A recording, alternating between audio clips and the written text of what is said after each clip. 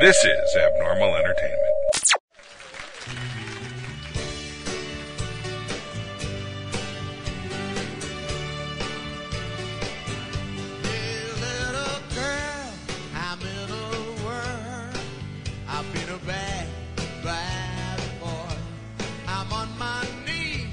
Forgive me, please. I've been a bad, bad boy.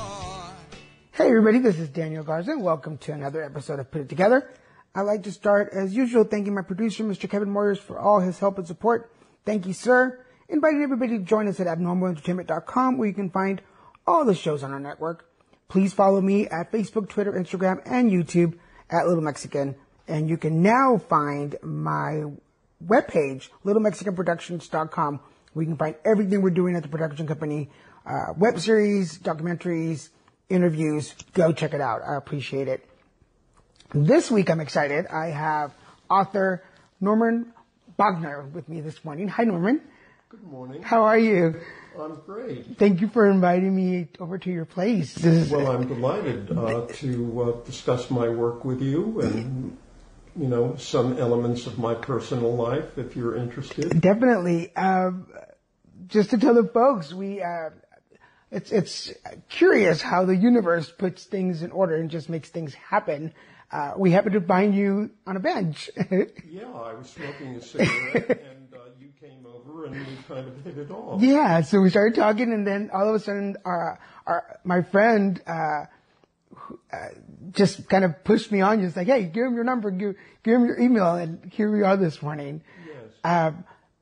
I got a little tour of your place, and I'll get some pictures for the folks so they can look at them. But amazing history here. You've got just your family history, your career. Everything's so well put together. I really loved it. It's really cool. But let's get started. Okay. So go ahead. Let's start from the beginning, how you put it all together. Well, I have my mother, my beloved mother, to thank for all of this. Because we lived in Brooklyn, I was a Dodger fan all of my life. Okay? And in those days, the Dodgers were the nucleus of Brooklyn. Okay. And I was a 15-minute walk from Ebbets Field. So the newspapers, the Daily News and the Daily Mirror, used to do the scores and the outcome of games in 40-point bold. Okay. Okay. So I wanted to read the scores, and I started reading just the big bold headlines of how the Dodgers did. Oh, okay. Okay. And when we moved into this new apartment with my dad and my mom, my mother, they had door-to-door salesmen in those days. And my mother did everything to encourage me to read. So she bought the Universal Encyclopedia, a collection of Hemingway, John Steinbeck, Jack London, and other books that this door-to-door salesman sold. So my mother encouraged me to read, and I started reading at the age of 7. Wow. So my favorite story in those days was To Build a Fire by Jack London, and then I went through all of his novels, and I became an avid reader. Now, the other interesting aspect of it was that a newspaper, which is still in business, called the New York Post, had a wonderful sports section, and they also had a little section in which they had a very long word. So my mother made a deal with me that out of this long word, if you could find smaller words, she would pay me a nickel. Wow. Okay? So every day when she came home from her millinery shop, I would present a list of words that I had been able to find from this very long word. And soon I was collecting $1. Wow. I would get 20 words out of this long word. And then she said she'll pay me a dime. And we were up to $2 by that time. And she said, this is getting too expensive, woman. You're reading too well. And the whole point about reading at an early age is that it empowers you. And I did extremely, I don't want to sound like I'm self-aggrandizing myself, but I just had a passion for reading. And I knew at the age of 7 that I wanted to be a writer. Wow. It's really interesting that at age 7 you were already a paid writer. You were getting paid to write. I started writing for the school newspaper in high school, and in college I wrote when I went to Syracuse, which was my alma mater. I started reviewing movies and theater, the plays that they put on. So, at age 7... I was also writing essays, and I even started writing a novel, which was a disaster, and I took a creative writing course because a friend of mine had told me that Syracuse had one of the best English departments, and they certainly did. And during the creative writing course, several years later, Joyce Carol Oates, who became a famous novelist, took the course.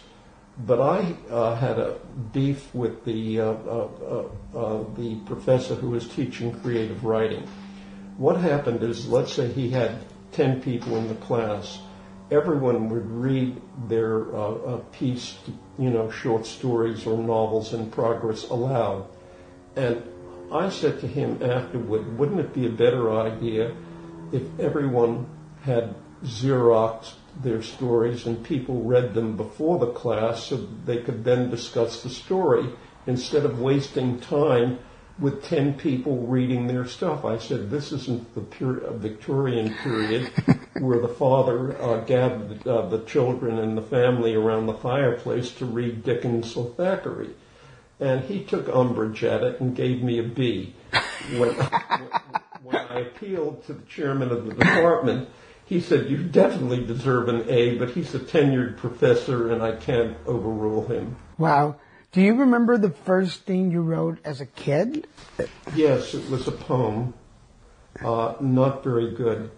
I'd always loved poetry for the imagery. Now, one of the great sentences is that verbs carry a sentence. Right. Okay? Not adjectives or adverbs. Okay. So my favorite line was from Keats. The hare limped trembling through the frozen grass. We have 3 verbs. The hare limped is a past participle through the frozen grass. Okay, trembling, which is a present participle. So I learned then that verbs carry a sentence. Okay. As you... and keep your descriptions very specific. Okay. That's a good writing note, especially because there's a lot of bloggers, and I blog too, so... As you started growing... Yes. And started producing your novels, how did your life experiences manifest in your writing? Profoundly. Yeah. Certainly with In Spells No Longer Bound, I didn't know what I was doing. Okay? Okay. I did the best I could, and ultimately it was published. When I was 23 or 24 years old, and it was astonishing, and everyone was thrilled. When I became an editor and then managing editor of Jonathan Cape, although they wanted my second novel, Spanish Fever, which is set in Spain where I lived and wrote my first novel, most of my first novel, Okay. we had a conflict of interest because of the budget, for advertising and everything. And so I got myself an agent, and he placed a Spanish Fever with Longmans Green, who were a very prestigious publishing house. And it got excellent reviews, and I continued editing books until Jonathan Cape was sold to a conglomerate. They wanted to fire everyone, and they wanted to keep me. But I decided that I had too many friends at Cape to remain. And so there was an advertisement in the Sunday Times in England for a story editor at Armchair Theatre, which was like what we don't have now, Playhouse 90, Studio One, Okay. in which there were independent plays, there were anthology. And because of my background with all the writers, even though I didn't know much about television writing, I had a mentor who was the producer, who is no longer with us. His name was Leonard White, and he's the one who came up with the idea and produced The Avengers. Oh. Patrick McNee and I forget the actress, I think, Diana Rigg, and Honor Blackman played the initial female role. Okay. Okay? And Leonard was my mentor, and 500 people applied for the job, and I got it. And Wow. it was some of the happiest moments of my life because I had 5 readers, because we used to get scripts not only from agents but unsolicited scripts. People would send them in, so I had 5 readers who would do a short summary of everything. I would read the summary, and if I was interested, I would read the script. Right. We taped on Ampex every Sunday evening, and it was live television. Wow. And so I met some of the finest directors in England at the time who ultimately had film careers. Wow. So if we went I down, was the one who picked the plays. did that also? Because I've read. At the same time, I had begun what became Seventh Avenue, which was originally published by Andre Deutsch, who was a prestigious publisher in England. Oh wow.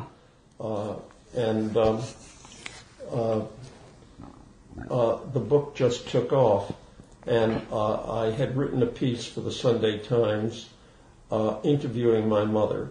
You see, my parents were divorced when I was 7 years old, and I was the only Jewish boy in the neighborhood whose parents were divorced. Really? And what happened to me was utterly traumatic, even to this day.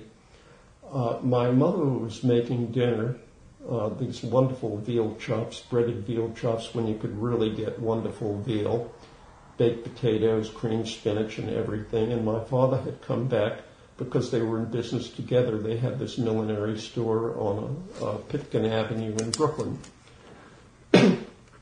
And some of the people I met as a child there became famous mobsters like Abe Reles from Murder Incorporated, Albert Anastasia, and all the mafiosa. Their wives used to shop at my mother and father's store because my mother was a master milliner. Wow. So I would sit on Abe Reles's lap or his wife's lap when he accompanied her, and who knew that they were killers? You had no idea. No idea. I was just a child. So where was I? Getting back to... Oh yeah, your mother and your father? Yes. My mother was cooking dinner, and my father pulled up in front of our apartment house and beckoned me into his car and said, "I have to tell you something, and it's not very pleasant." And he was very emotional about the whole thing, and he said to me, "I'll always love you, but I'm not in love with your mother. I'm in love with another woman, and I'm going to divorce your mother. Well, even though we lived on the 5th floor and had an elevator, I was hysterical. So I ran up the 5 flights of stairs, and the doors were unlocked in those days because there were no robberies. This was, I was 7, so this would be 1942. Wow. The Second World War. And my mother said, "Why are you so upset? What are you crying about? What happened? Where's Dad?" And I said, "Mom, he's going to divorce you." And she said, "What?" And she took the frying pan with the boiling oil and threw it against the wall, and she said, "That bastard didn't have the guts to tell me. He has to tell a 7-year-old kid." Wow. Subsequently, when my parents were divorced, my mother started dating. And I was about 10 or 11 years old, still in elementary school. And needless to say, none of the boys at school were sympathetic, and everyone would call my mother a tramp because she started dating. And this is the early of the mid-40s, and Wow. This was a predominantly Jewish neighborhood, and I was like an outcast. You know, people were afraid to hang out with me. And when they started calling my mother these names, I used to fight. Wow. Defend her honor because I loved her and I knew that she was doing the right thing. She had to have a social life. I mean, you know, Right. and being the only divorced woman was a terrible stigma in those days. Did you, at age 11, like, her dating and then come to find out that these were mob, did that register in your mind? Absolutely. Yeah, I mean, you were aware. It became notorious simply because my mother was dating. I mean, this just didn't happen in those days. And that became the basis eventually of my third novel, I was about to ask. 7th Avenue. And I changed the millinery business to the dress business and created a character by the name of Jay Blackman. And Rhoda was my mother in the book.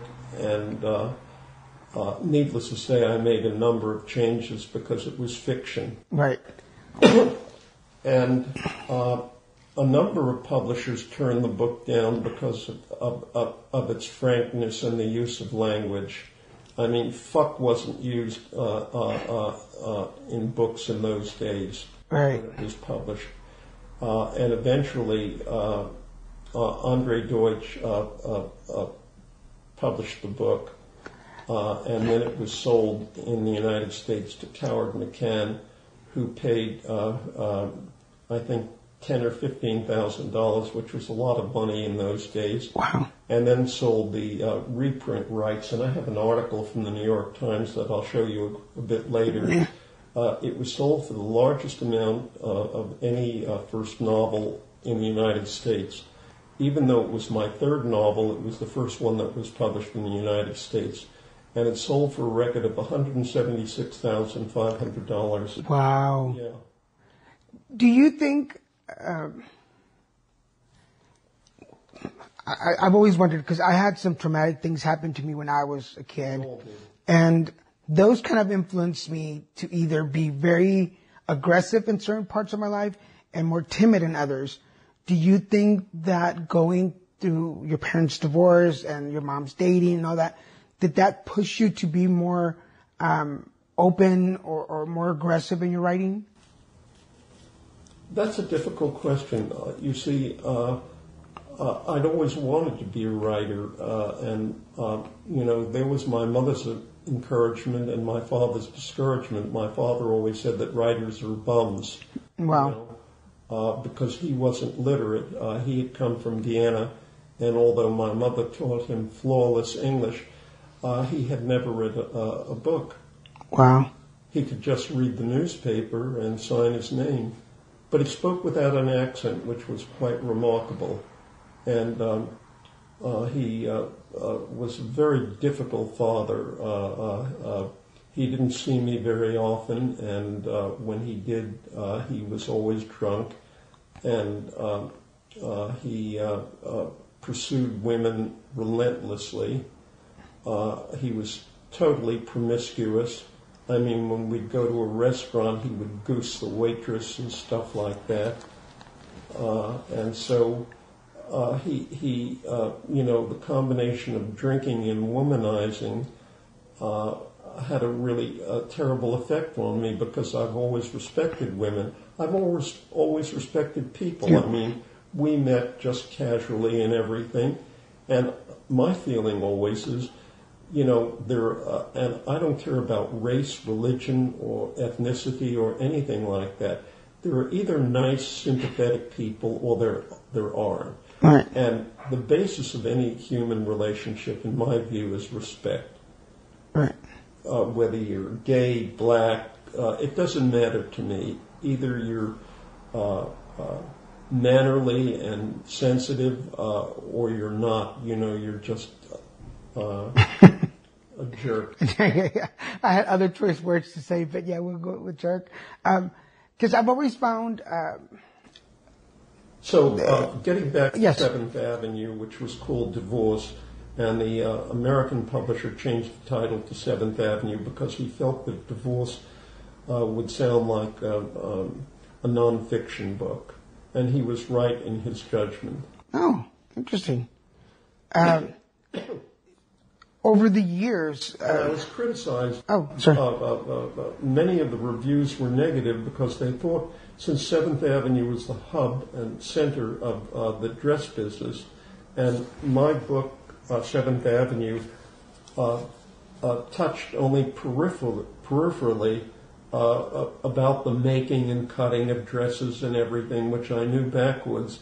I was interested in the people rather than the industry. Got it. So a lot of the criticism was about the fact that I avoided all the intricacies of dressmaking and the buying and so forth, and focused on the people and what happened in the book. Because I've always been more interested in people than what they did. Right. How? Their idiosyncrasies. In other words, when I start a novel, I hope I'm not getting off. No, track. you're fine. When I start a novel, I have to know what kind of underwear the man wears. What's his aftershave? Does he have a beard? I have to know all of these things, and I make copious notes about the character before I begin. Each character. I want to know what kind of perfume the woman wears, what her underwear is, how she dresses, whether she is promiscuous or not, what she looks like, how she behaves. So, because I want to complete, I want to try to complete the human being with all their idiosyncrasies. That's pretty interesting, because I feel like you have to make this... In other words, I don't impose right. plot on the book in a mechanical fashion the way a lot of the thriller writers do, with the exception of, say, Raymond Chandler, Dashiell Hammett, and Ross MacDonald. Okay? Where the plot makes the characters who they are. So I believe in the characters first. You see, there are two ways of looking at this. Either action is character or character is action. And I believe that your character determines your action. Is that why sometimes some characters seem flat and two-dimensional, and you don't really connect with them? Exactly. I want to probe the emotional life of a human being. Got it. What's happened to them, how they've reacted. Right. Okay, because how they react is the action of the novel. Yeah, because I see that happen also in movies or TV shows where the characters are kind of, you really don't get to know them. They're paper. Yeah. You don't get to know them, and you never really connect to the story of it all. No. Yeah, got it. And of course, with television, and I've written for television, but I haven't written episodic television. Okay. I'll show you afterward a number of the scripts that I've written. I wrote the first movie about pop music called Privileged, which won a number of awards. I saw that. I saw that on your list of stuff. Yeah, that one I remember. Yeah. Yes. You mentioned a little bit in our conversation about criticism. We obviously anybody who is in who writes or creates any artist has to be subject to some kind of criticism, whether constructive or not. Yes. How have you dealt with that over the years? Indifferently. Really? Yeah. A good review is fine, and a negative review, is water off a duck's back. The important thing is to do the work. And I've also written criticism. I was called the American Assassin because I wrote criticism for the Times Literary Supplement when the reviewer was anonymous. Oh. To supplement my income when I was working at Jonathan Cape. Since I never reviewed a Cape book because that would have been unfair. Right. So I used to get £5 a week, which supplemented my income because I had a small son who was, the light of my life, along with my first wife. Well, see on Yom Kippur, the big Jewish holiday that's coming next week. Correct. Because when I started writing online and doing my own stuff, one of the first suggestions or advice that I got was write it for you first. And if you enjoy it, then others will enjoy it. Is that true? You hope. Okay. You hope that what interests you will interest other people. But I never think of the audience. I have to please myself. I'm terribly, since I did write criticism that was published. For example, I wrote a piece on Nathaniel West, who wrote The Day of the Locust and Miss Lonely Hearts, called The Sargasso of the Imagination. And I wrote a piece, two pieces on Shakespeare, Imagery Patterns in Antony and Cleopatra, and Hamlet as Intellectual. And I also did a piece on Flaubert's Madame Bovary, which I was able to read in French. Wow. Because I took Spanish, French, and Classical Greek in college. I wanted to read all the great writers apart from the English and American ones. And so I mastered French, but until I lived in France, I couldn't speak it they didn't have the kind of language labs that they have now where you learn to speak a language. So, for example, when I went to Barcelona, I was fluent. I could read everything. I'd read Garcia Lorca, all the great Spanish writers, okay? Don Quixote I could read in Spanish, but I couldn't speak a word. Huh. So I went to a movie 18 times that had subtitles called Witness for the Prosecution. It was called in Spanish Testigo del Cargo. And they had subtitles, and I had a beautiful girlfriend, and she helped me learn how to speak Spanish. Wow. That's very interesting. After a number of months, I became relatively fluent in Spanish. And at the time in Barcelona, it wasn't a tourist trap. The only people who came were Germans because of the weather, and the Swedes, and they came mostly for the sun and the prostitutes. Interesting combination. and during that period, I met a wonderful guy who owned what's called a tapas bar, where you have all these hors d'oeuvres and the house Rioja.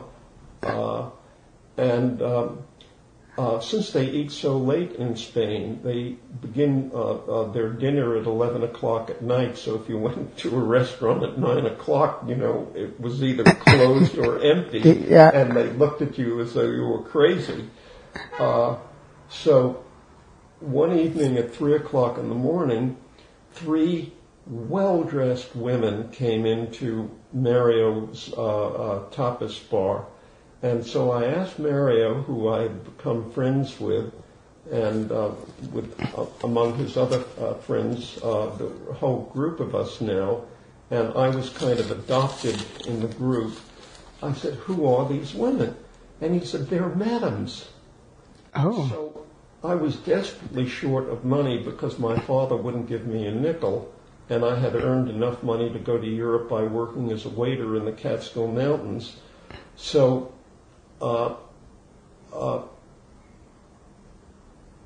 one of the madams said, "Would you like to try to teach our ladies some English?" Wow. So I had 3 brothels that I would go to 3 times a week for 50 pesetas, which was $1, and teach the girls how to speak English. Wow. The room is clean, that I don't have venereal disease, and so on. And one evening, I discovered what homosexuality was, because Barcelona was a port of call for the U.S. Navy. And one evening, I was sitting around just chewing the fat, and I never fooled around with any of the girls because I had this beautiful mistress.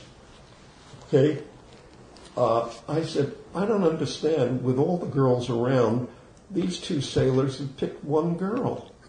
Why wouldn't they have picked, one for each of them?" And she said, "They're maricons." I said, "What?" She says, "They're gay, so they've got to put on an act. They only use the girl even though they pay her as a prop." Wow. So that's when I discovered homosexuality. What year was this? This would be, let's see, I was 22, so it would be 56, 57. Wow. Because, the gay community was hidden. Right. And was a crime. And today, in some places, it still is. Correct. Yeah. Wow. That's pretty. And there's nothing wrong with being gay. I have a gay son. My youngest son is gay. What's the big deal? I know some pretty cool gay people. Either people are decent, friendly, they have something to offer. Their sexuality and their religion is meaningless to Correct. me. Correct. Yeah. Unless you're writing a book about Catholics or Jews or whatever, in which you want to get into the religious aspect. Exactly. That's a pretty good point of view. Yeah, I like that. Thank you. I'm just open-minded. I think it's stupid to be judgmental about people, except when it comes to drugs.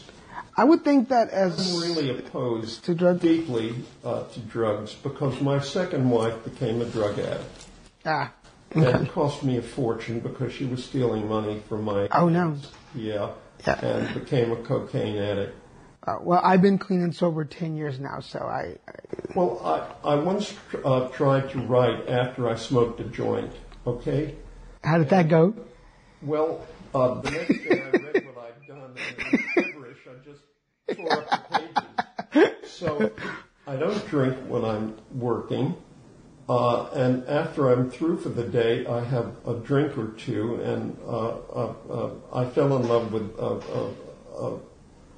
a liquor that's based on licorice, pastis, and I have a bottle of it, and I drink occasionally vodka, but unlike Hemingway and Fitzgerald and Faulkner and other really great writers, I think that drinking, waking up with a hangover is just miserable, and you wind up with the sweats and you've got a headache and, you can't think straight. Yeah, I definitely don't miss it.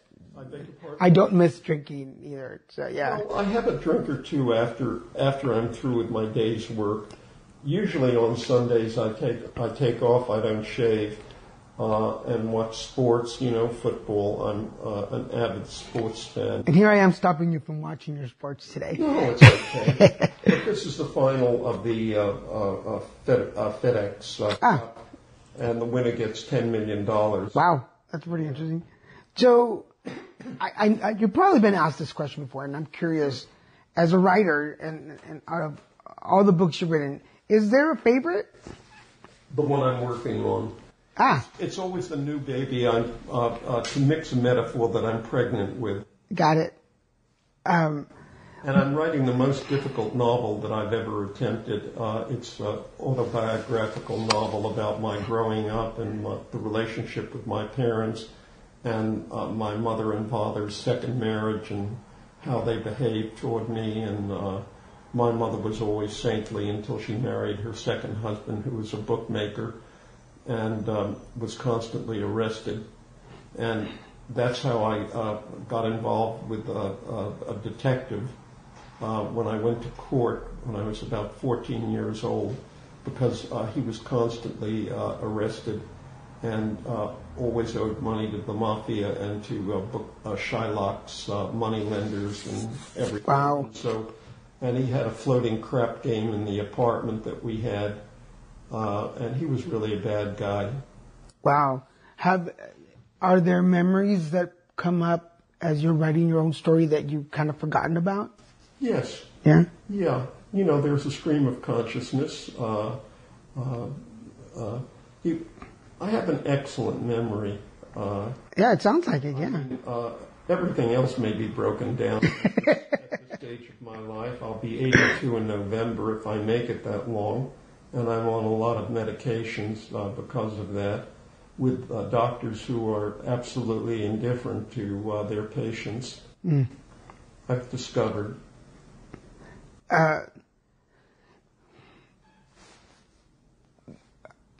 I've heard sometimes that writers have an issue, because we already talked about some of your books, or at least one that made it to TV.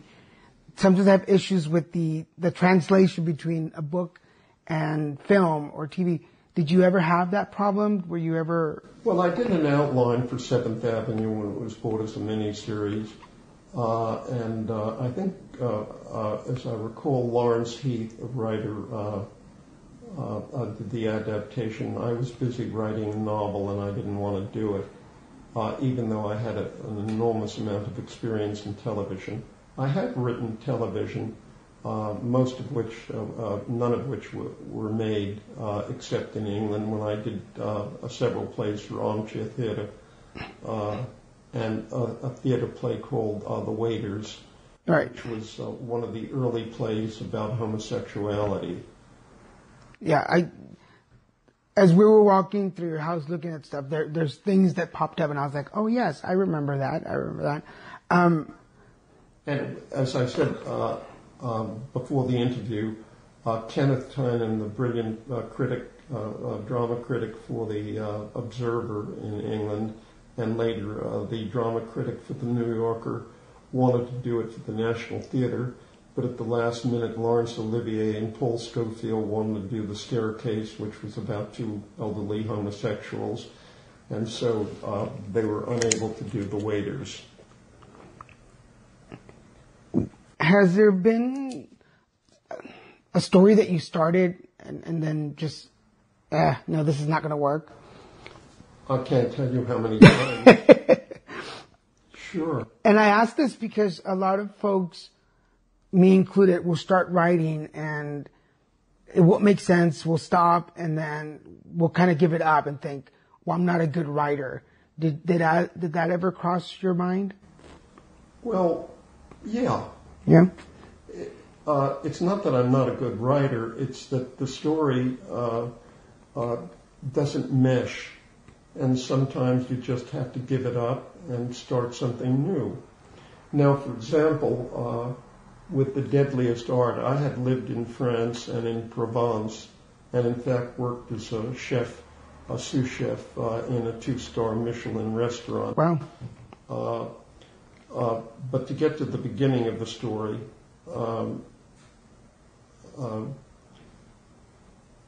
I'm now talking about To Die in Provence, which was my first thriller. My father decided after treating me very badly to come to Europe and he was a beach lover, so we were going to meet in the south of France. And I took the train from Paris to Nice, and on the train I met a guy who could have been the Great Gatsby. He just was so interested in me without being a homosexual or anything, because he was going to the south of France to marry a Contessa. Wow. Well, he was so interested in me being a young American, and he was also American, and he was dressed so beautifully, and he took me to lunch on the train. It was called the Blue Train, the Train Bleu, Wow. in French. And we had champagne for lunch and pâté de foie gras and steak au poivre, because the French really, on their trains, the food is just magnificent. And he was so interested in me without being gay. And when we arrived in Nice, I said to my dad, who was meeting the train, I said, "Dad, we've got to take this gentleman out for a drink." And he was just impeccably dressed, with a beautiful suit and everything. And he was kind of a replication of Jay Gatsby in the Fitzgerald's masterpiece. And my father said, "This guy's no good." I said, "Well, how could you know that when he was so nice to me?" He says, "I have a built-in shit detector." That's the way he talked, okay? So we didn't take the guy out. And after my father went back to New York, I remained in France and got a job in Aix-en-Provence and made a number of friends there through the kitchen and, generally the social life. And I loved Aix because it had been the home of Émile Zola, the great writer, and Cézanne, of course. And one evening, I'm in a cafe called the Four Garçons, the Four Waiters, Les Quatre Garçons, and I pick up the newspaper, and there's a photograph of the man I met on the train. He's murdered 3 women in Biarritz. He's wanted in this is before the internet or anything, okay? He's murdered 4 women in North Carolina. And I'm with a guy who's the equivalent of Charles Manson. Wow. And so for years and years, although I enjoyed detective stories from time to time, I have been confronted and spent an entire day with a guy who was a mass murderer. Wow. So I then did a good deal of research. I went back to France and spoke to a lot of the police and the equivalent of the DA, the district attorney. Okay. And I managed to, after years of not writing a novel, I had always been working on a novel as well as screenplays. I came up with To Die in Provence, which became a bestseller. Wow. We're kind of getting to... And you never know. You see, as Henry James said about writing, we work in the dark, we do what we can. Our doubt is our passion, and our passion is our task. That's pretty cool. I'm going to have to look that up and write it down. He also said another thing about being a writer. Be someone upon whom nothing is wasted. That's pretty interesting because everything you're talking about right now it's things that I had in my mind. Like all these, you've had a really amazing life just by the stuff, not just by what you're telling me, kind of by what I researched and by the pictures that I'm seeing.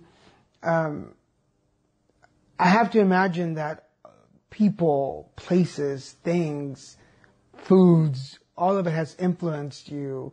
Yes. As you get older, correct? When you look back now, Are you amazed by everything that you've been through, or everything the universe has put in your... Well, I'm really disappointed in what's going on now, because everyone is busy with their cell phone and texting and Facebook and watching television and their computer. And digitizing novels is not the answer. I'm someone who I tried, I forget what Amazon... The Kindle? The Kindle. I tried reading a book on it, and it was so awkward. I like to turn pages. I like the physical feel of a book. I finished one last night, and I have another one, so I go to the library about once a week because I read very quickly. Yeah.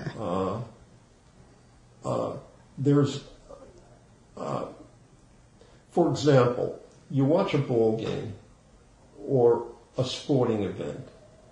Now, let's take a Dodger game, okay? You may have paid $1,000 or $1,500 for a really good seat, okay? Okay. You know? And in the middle of the game, people are on their cell phones instead of watching the game. Yeah. And they paid all this money, and I simply don't understand it. In fact, I don't have a smartphone yet. I just have an old-fashioned Sprint, and I call the people I want to call. Yeah. Yeah. I've actually noticed, I've been at places, games. How I'm going to learn, how to use a smartphone. I'll teach you. I've gotten pretty good at my smartphone. But I've actually been at games where people are watching the game on their phone. I know. To watch replays or whatever. Why would you drive down, spend a fortune parking, and then watch the game instead of seeing what's on the game?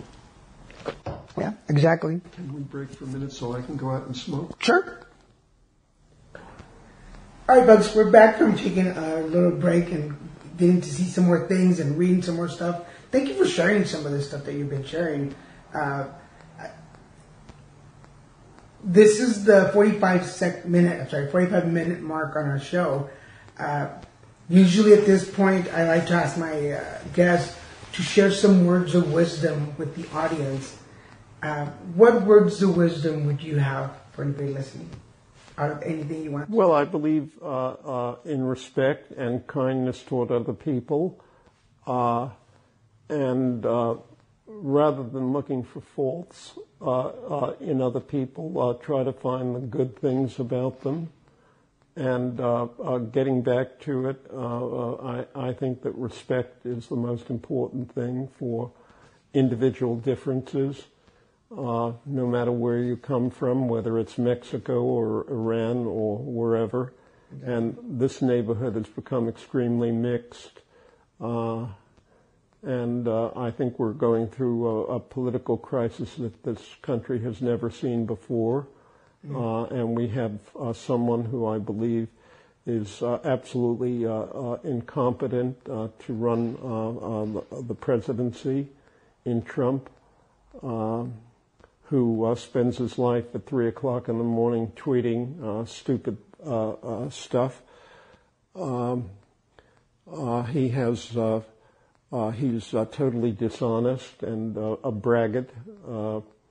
And I think that he has colluded with the Russians during the election,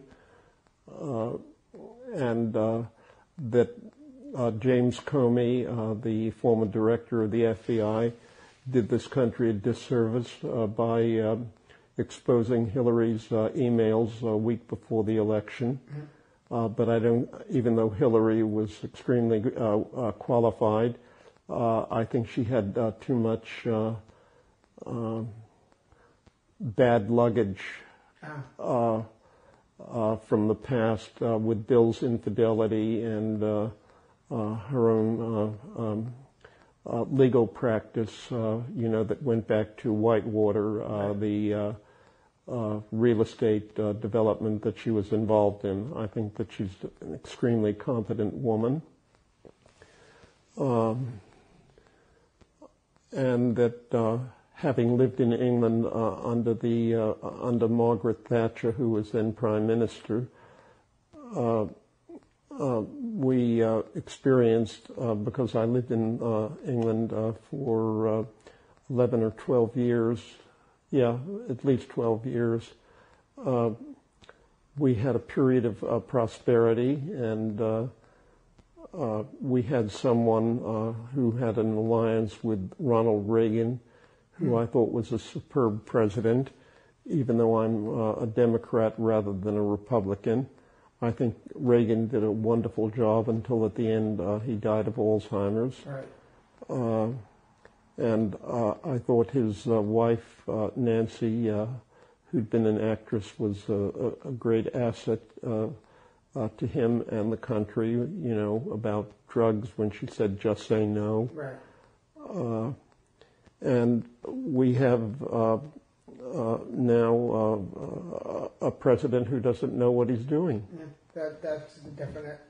And if you watch Bill Maher, who I watch religiously on Friday nights when he's on HBO, right. You find out all the criticism of the present administration that we're undergoing.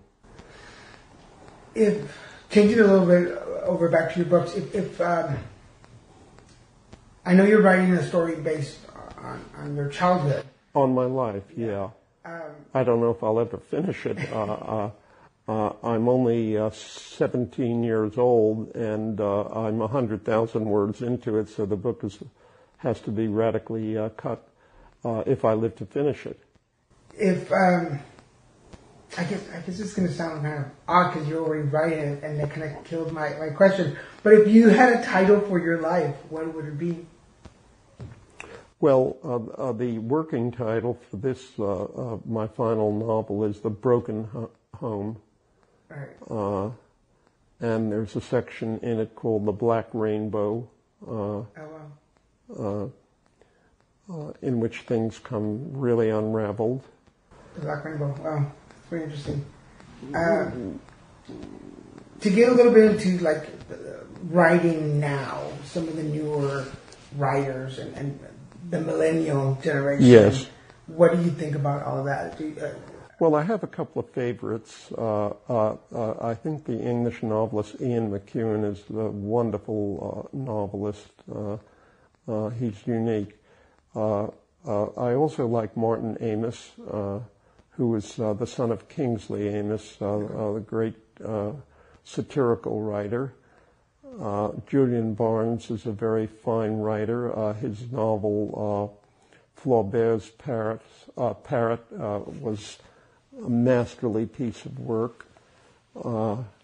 Edna O'Brien is no longer writing. In the old days, I knew Doris Lessing, who wrote the Golden Notebooks. She was a wonderful writer. And as far as American writers are concerned, I knew Joseph Heller, who wrote Catch-22, and Mario Puzo, who wrote The Godfather. Okay. I admire many of Philip Roth's novels. That's about it. I'm trying to think of contemporary writers that I like, and they're few and far between. So, other than your books, do you have a favorite book that you've written? That you've read? Well, there are a number of them. I love Hemingway's posthumous book of recollections called A Movable Feast, which is about his Paris days and how he began as a writer and his relationship with his family, and ultimately his tragic suicide. And, of course, F. Scott Fitzgerald, who I think wrote one of the novels that is almost perfect, called The Great Gatsby. Okay. Unfortunately, it has been made into a number of films. All were disastrous in my view, since the narration of the story of someone else is done by a second party. So it's very difficult, Nick's narration, and to try to dramatize it. And the last movie with Leonardo DiCaprio was, in my view, an utter disaster. Okay. I haven't seen it. I'm not a fan of Leonardo, but I'll have to see it now to see what it is. No, I didn't hate it so much. I just thought that it was overdone. And I forget who did it. I think it was an Australian director. And the point really being that it's such an American story that they should have had an American director, in my view. So one of my last questions, we pretty much all know that when you write, your first draft is not the final thing. It's going to go through a lot of rewrites. Yes. If you could rewrite a part of your story, The one I'm writing now? Of your life. If you could go back and rewrite part of your life. I will. Would you? I'll have to cut it because it's already too long. But I mean, if I had to do things differently? Yeah, basically. Well, I made 3 tragic mistakes in my 3 marriages. My first marriage produced 3 children, 3 sons, and my first wife and I were really a working team rather than it being a love affair. My second wife was all about sex, and my third wife was for stability, and that was an utter disaster because of her daughter, who interfered with our marriage constantly and was anti-Semitic as well. And we fell out a number of times, particularly when she was dating an ex-con who wanted to shoot heroin in our apartment. And I said absolutely not. And she she became hysterical. And she had been using drugs since the age of 15, acid and LSD and mushrooms, you name it. And she was a very, very difficult woman. Well,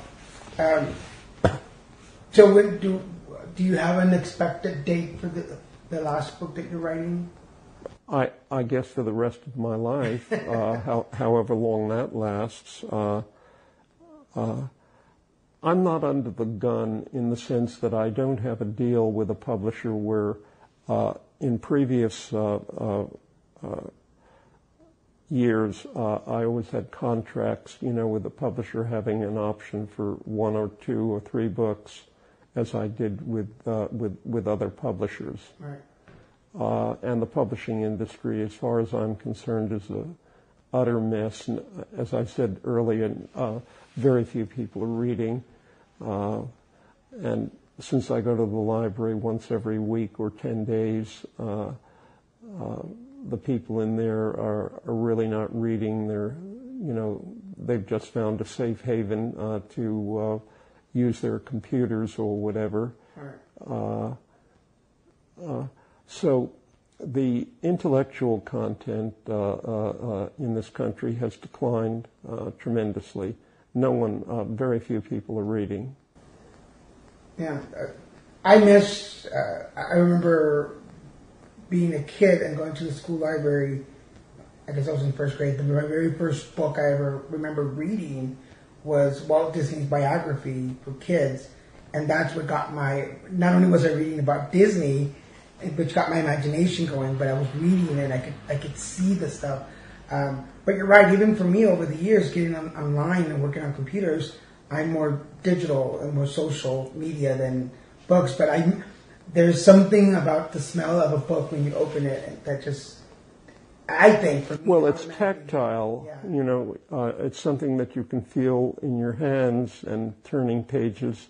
If it's an interesting story, you want to keep turning the pages to find out what happens to the people. Yeah. And, what they do eventually and what the outcome is. And there are very few people who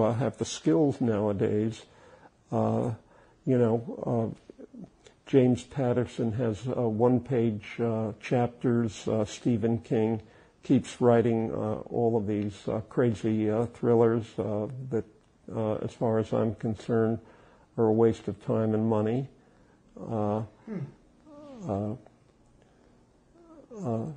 His work is eminently filmable, and there have been a number of TV series based on his novels and films. But there's no one really in American fiction right now since the death of Updike, John Updike, who was a marvelous writer. His novel Rabbit Run was masterly a piece of fiction. And Philip Roth is no longer writing novels. So I don't have a favorite writer anymore. In fact, I just finished a nonfiction book that was brilliantly reported about insider trading on Wall Street. Wow. With a man by the name of Stephen Cohn, who ran a hedge fund and made $12 billion trading, insider trading, and this was a fascinating piece of work. And I'm now, I've just begun Flaubert's last novel. I started it last night, and I was unable to read, even though my French at one time was fluent. I could read all the symbolist poets in French, like Verlaine and Rimbaud and Mallarmé, but Proust was too difficult for me to read in French, so I've always read him in translation. Yeah. And my last question is, out of all your books, if you could pick one book that if we read it, we really would get to know you, is there one? That's a difficult question to answer. Since my work has varied so much, for example, in 99 Sycamore Place, which was published several years ago, that all started with me wanting to write a book about tattooing. There are so many people who are now tattooed, both men and women. And I see that as a desecration of the human flesh. And being Jewish, of course, with the concentration camps, and I knew survivors of the Holocaust, who had the tattoos from the Nazis on their wrists. It always seemed to me to be a violation of the human body to put all this stuff on. And I came to write 99 Sycamore Place, which is a fictitious street in Beverly Hills, because I wanted to write a book about tattooing, and that the person who was the tattoo artist in the book really was a failed painter. And became a killer instead. And how this happened was that since I wanted to write about tattooing, I went to a shop in Venice and spent 2 or 3 days a week there and got very friendly with the owners. And as a result of that, I met 4 or 5 guys who wanted to have swastikas tattooed on their backs. And they had just come out of prison, and I had lunch with them several times. And the tattoos would have cost $5,000 because of the area on the back, and it would have taken a lot of time to do that. And one wanted a portrait of Hitler tattooed on his back. So I discovered when I had lunch with these guys that they controlled the prisons, not the Mexican drug gangs. Because what the neo-Nazis will do is if they don't get what they want, whether it's drugs, women, or whatever, in prison, they'll kill the guard's family and children. Wow. So these people have no respect for anything. And as you can see, after Charlottesville, the rise of the Ku Klux Klan, the neo-Nazis, the desecration of synagogues, and our own version of terrorism within this country, not necessarily the terrorists from abroad, from Iran and Hezbollah and all the other terror groups, ISIS and so forth. Wow, that's crazy. That in itself sounds like an interesting conversation to you. Well, the book is eminently filmable, but I don't have a film agent any longer. You see, age is of paramount importance, and in fact, there was a lawsuit a number of years ago by the Writers Guild during which most producers and film companies wouldn't hire older writers because they wanted the hip young writers. And as a result, we've got all these crappy movies coming out. You know, if there aren't 10 murders and car chases and all of these special effects, you've got no movie. Yeah. I mean, they're no longer character-based. Yeah, I definitely appreciate more a good character than a car chase. Well, aren't you fed up with all of the special effects that started with the James Bond movies? The way I knew Ian Fleming, and I edited a couple of his books. I mean, if you want a car chase, just turn on the news in L.A. Yeah, and they'll spend 15 minutes with someone on a freeway being chased by the cops. Well, we're down to the end of the show. Any last thoughts for our viewers or listeners or your fans, your followers? Well, I hope that that people use the libraries, and we know that the bookstores are almost extinct, like the dodo bird. The only bookstores I know now are the two Barnes & Nobles. Borders went out of business, unfortunately. I had done a couple of signings there. Dutton's bookstores, one in Beverly Hills that only lasted 2 years, and the one in Brentwood had to go out of business. So there's Skylight Books, and I think Book Soup is still available, is still in business. I'm not sure, since I haven't been up Sunset Boulevard in some time. Pornography has become a staple in American life now. Free porn online, and I don't know what the future, no one knows what the future will be. We're going through the most awful political crisis since the Vietnam War, and I've been watching Ken Burns' masterful documentary on the Vietnam War, which was all meaningless. It was a war that we couldn't win, and the Korean War was a disaster as well. I was in college during the Korean War, and because I maintained good grades, I wasn't eligible for, I managed to avoid the draft. Yes. Okay. Yes, you had to have a minimum of a B average to avoid getting called up for military service. Oh, wow. I didn't know that. So I had no problem with that. I'm opposed to war.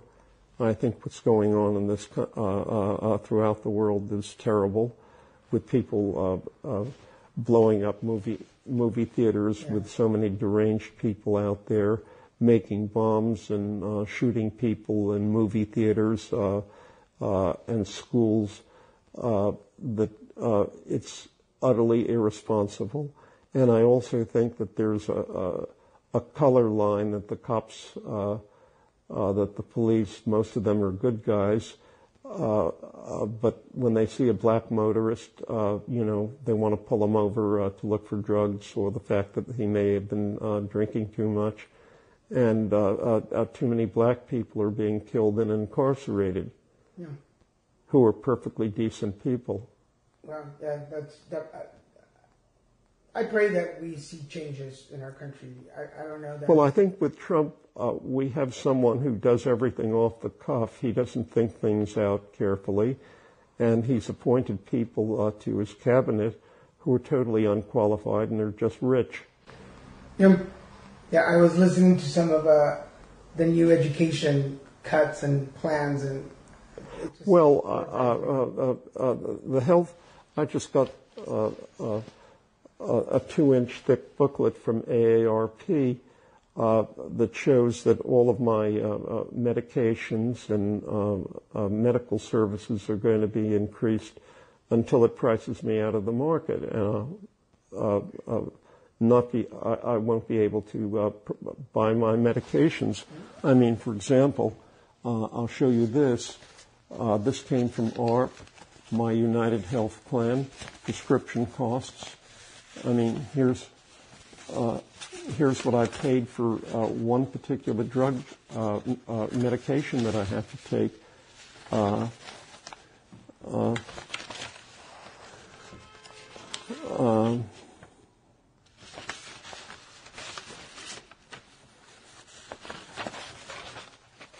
I'm sorry to rattle the papers, but I just want to show you that, and I think that the credit card companies, apart from American Express, are utterly corrupt. Capital One is an utter disaster.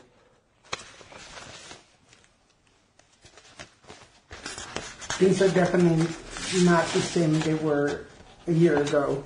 And I think we all... I mean, the total for this month was $248 for stuff that I had to pay for. Wow. My year to date is almost $2,000. Yeah. Well, definitely the world is changing, and let's hope... I beg your pardon? Definitely our world is changing, and then after this president, I hope things change for the better. Well, I think that if Hillary had run with Bernie Sanders as vice president, that she would have easily won. Yeah. Because Bernie Sanders appealed to the millennials, and he had a number of good plans. But he being a libertarian or whatever he is, presented a problem to Hillary that she couldn't overcome. Apart from the fact that Comey had released emails that he said were innocent ultimately, but the fact that he testified before Congress a week before the election did her irreparable damage. Yeah, very true. Very true. Well, I guess with that in mind, we've come to the end. I want to thank everybody for listening. Norman Bogner, thank you so much for being on the show. It's been an absolute pleasure being interviewed by you. You're thoughtful, intelligent, and sensitive, and I appreciate your doing this. Thank you. My pleasure. And thank you for opening your house, your home to us. Definitely, I'm just amazed by the history that you can find in your shelves and in your pictures. It's amazing. Thank you. Thank you, too, Daniel. All right, folks. Well, I'm going to say thank you again for Norman for being on the show. Thank you, my producer, Kevin Moyers, for all your help and support. Thank you, sir. Inviting you all to go check out at normancrimmett.com, where all the shows are on there. You can find everything on the network. Check me out on YouTube, Instagram, Facebook, and Twitter at Little Mexican, or my webpage, littlemexicanproductions.com. Check out everything we're doing at the production company. Some really great stuff coming up very soon, so go check that out. For now, I'm going to thank Norman for being on the show. Thank all of y'all for listening. Please go check out his work. I'm excited to get my copy and take it home and have something to read. I haven't read something in a while, so I'm excited for that. For now, this is Daniel Garza saying, hey, put it together.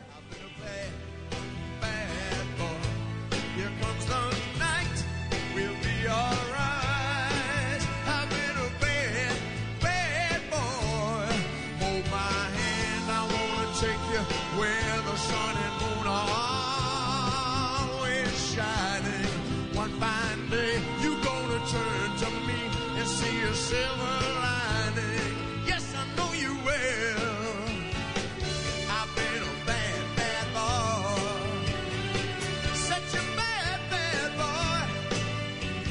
Subscribe to Put It Together on iTunes, Stitcher, and at abnormalentertainment.com/putittogether.